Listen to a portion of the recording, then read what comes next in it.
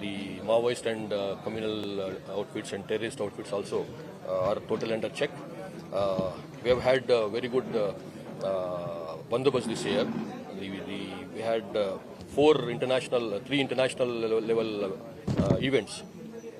First one was the Miss India, Miss World event in May, which went off very well. Never was it never was it held in Hyderabad or Telangana or in this part of India, and it was held very well. It was conducted very well, and there was no issues at all. And followed by, we had this month in December itself, we had two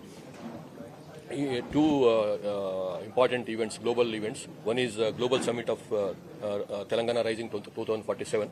It was also held very well, efficiently managed, very successfully managed event, where hundreds of people from different parts of the world had attended, and there was no issues at all as far as Global Summit is concerned from the police point of view.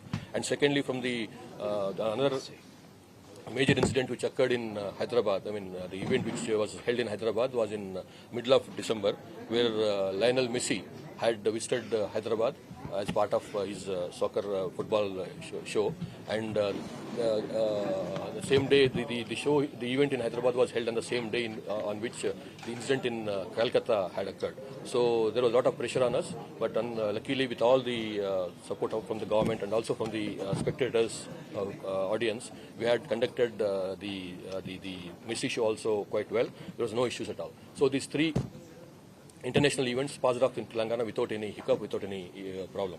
And then we have the Telangana, the India Justice Report, which was released about 5-6 months back. It shows that Telangana stands number one in in controlling many parameters in crime.